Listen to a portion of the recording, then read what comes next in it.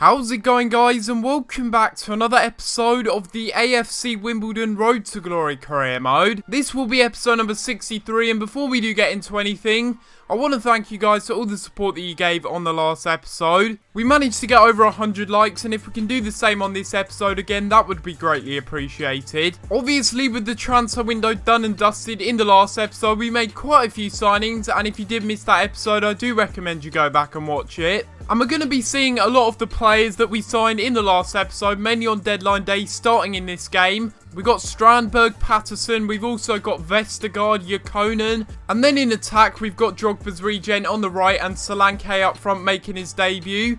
Hopefully those players will do well in this game, but we'll have to wait and see. We played Manchester United in the last episode, now we're coming up against them again, this time in the league. They knocked us out the cup, they're currently in fourth, so they're having a good season. And looking at their lineup, I don't really think they've made too many changes. I think it's actually exactly the same side that they put up against us in the last game. And yeah, it's interesting, they've still got Aubameyang on the bench. I'm actually kind of happy that Aubameyang's on the bench, but I'm not really too happy if he does come off the bench again and sort of set up for the goal like he did in the previous game.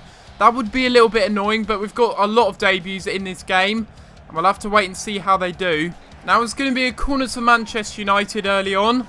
9th minute in the game. It's Bale whipping this one in. And oh my god. What a save that is by Sears. Jesus. We're going to cut inside here. And try and win it back. And we have done. And Solanke's having a shot. He can't quite get there though from the rebound. Oh, that's a good cross into the middle. And Sears didn't quite get there. And it's, oh my god, off the line by Vestergaard. That's a bit crazy.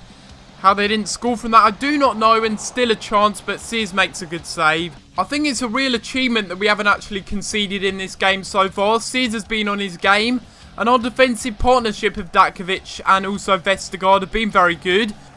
And it's going to be Aubameyang who's come on. Might cause Vestergaard a few problems, but not Yorfa. Oh my god. Wow, it's Schweinsteiger again. Are you joking me? I didn't even mean to back pass that. I was trying to clear it. And for some reason, Iorfa was like, yeah, let's just give it to Schweinsteiger again. He'll score another goal. I don't even know what I'm trying to do there. It's just, it's ridiculous. I'm going to concede goals like that if I keep just messing up. Is he really taking it? Oh my god, he's taking it into the corner. Scumbag team. Taking it into the corner with 10 minutes to go. Are you joking me? Jesus, they are honestly the worst team I've come up against this season. They did that in the last game. They're doing it again. I was inside to they're literally parking the bus. They've got one up front. One up front. Are you joking me? They're parking the bus against us. We're 9th. They're 4th. I genuinely hate this game. Like, seriously, we would have got a point from that game.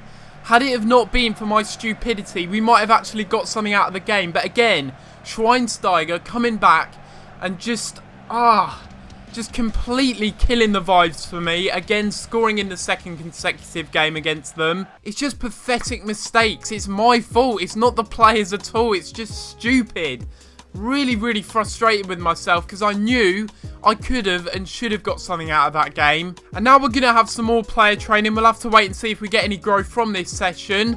And we do see there that Sears is now up to an 80 overall, which is very good. Sunderland are currently sitting in 16th in the table. We do have a game coming up against them at home, and I will be simming this game. And we end up getting a 1-0 win. I don't know what's happened to the team sheet of Sunderland there. They're all invisible. Probably didn't turn up to the match, and that's why we got a 1-0 win. And now it is time for the next game of the episode, and this one will be against Southampton. And once again, this is the team that we're going with. Pretty much the same as the last game. We're just bringing Maddison back in. He may have a plaster next to his name, but I'm going to risk him for this game because I believe this is a very important game for us to win. We'll take a little look at the league table. You see why it's an important game. Southampton are currently 1 point behind us. They're in 10th. We're in 9th. If we get a win in this game, we could possibly move up to 7th. But at the same time, if we end up losing this game, it could be a bit of an issue. Looking at their lineup, I think we've beaten them already in this season in the cup, so I think I'm feeling confident going into this game. Maddison, he is a professional at losing the ball, but it's Strandberg now. Over the top here for Armstrong, a good chance. It's going to be Adam Armstrong cutting inside, having a shot. And Adam Armstrong does score the first goal of the game. I mean, Solanke in the last game wasn't too impressive. I've completely forgotten about Armstrong and the fact that he's able to finish quite a lot of his chances off. I may have to start him in the next few games because that is a good finish. But that is him getting his 5th goal actually in the Premier League. So he's actually done pretty well this season off the bench. And now Sutar again, playing it to Orsic this time. And we've made it 2-0 within 4 minutes. And it's going to be Mislav Orsic getting another goal for himself. This is how I want to be playing. Like, how difficult was it in the previous games and all of this season to be playing like this against Southampton? It's shoddy defending, but it's good that Orsic is finally coming up with the goods. He gets himself a goal. I mean, where on earth have those 2 goals come from? I have no idea. The confidence of getting that first goal with Adam Armstrong, it just completely changes the game. It really does. I reckon we're going to go on and win this game 3 or 4-0 now that we've scored those early goals. Now it's going to be Hesketh inside. And again, a really good save by Sears this time. And they're really piling men forward, like I said, at half-time. They're going to try and get back into the game. We've got to make sure we don't give them that opportunity to do so. Up here for Armstrong. And again, we're going to try and dink it over the top. What a ball that is. And it's going to be Strandberg going through on goal. And Strandberg makes it 3-0. And that's exactly what I said at half-time. We just need a break. And there you have it. We've made it 3-0. I think that's game over. Strandberg forward again. It's going to be Armstrong now. And we'll try and play it again. There we go. This is good. Sutar's on the ball. And we'll play it inside again. Here to Aaron Platt, who's going to go for a shot. And from close range, he makes it 4-0 in this game. I mean, 4-0 in this game is just an absolute annihilation. This is the sort of game that I was waiting for. I knew it was going to take a while before we got into our stride, but I think we've done it now. Maybe we'll keep on going here. Play it inside. It's going to be Armstrong going for his 2nd, but Forster makes a good save. And now they've got this one through here to Pella. Pella's going to try and go through. And what an interception that is. That is some crazy good defending by Vestergaard. And a comprehensive 4-0 win is the end result in this game. A very, very good victory in my opinion. And I think I've cracked it. I think I've found the perfect formation. I've found the perfect players to play in the formation as well. And all of the players in this game, they really did impress me. Maybe it was bringing Adam Armstrong back into the side. Maybe that was the thing that changed everything.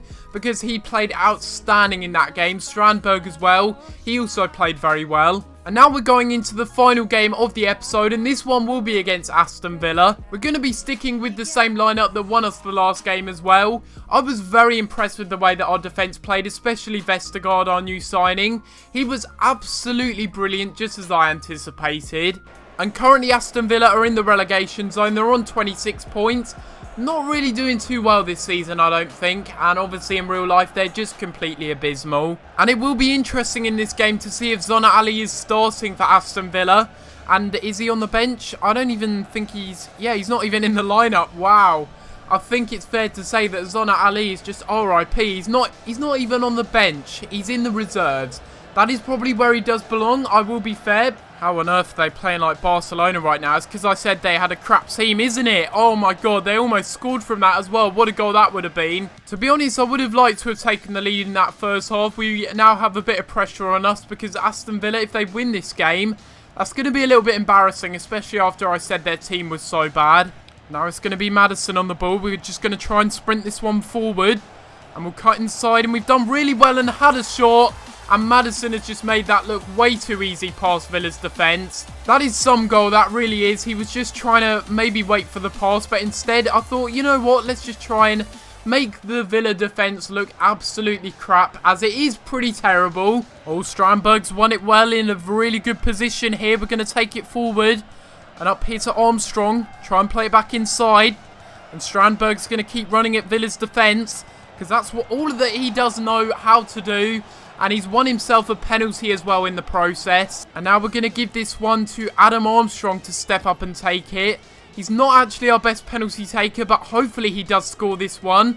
And it's going to be to the top left corner. He does end up scoring and makes it 2-0. Maybe another good opportunity here for Maddison as he plays it out wide. And now it's going to be Orsic trying to cut inside. And he's got a good opportunity here to maybe score, and he hits the post. So unlucky. Oh no, we haven't really done well there for Adama Traore, who ends up scoring. And Aston Villa get a route back into the game. Is it too little too late though? Now it's going to be Gabriel Miranda trying to cut inside himself. He's going to play it off here to a City. who's going to go for a shot as well. And so unlucky, we've hit the post again. Oh no, Adama Traore is just way too quick for me. On this left side, he gets the cross in. No way! Agbonlahor ends up equalising, and they do not deserve that whatsoever. I mean, look at this. It's terrible defending, yes, but how on earth is he allowed to win the header there? He got between Vestergaard and a Yorfer, and that is just terrible. They do not deserve anything from this game. And we're going to drop 2 points here. That's what that is. We've dropped 2 points because of some stupid bit of defending. And it's all Adama Traore that's just got them back into the game. Off the bench. A brilliant substitution by them. But we've dropped 2 points.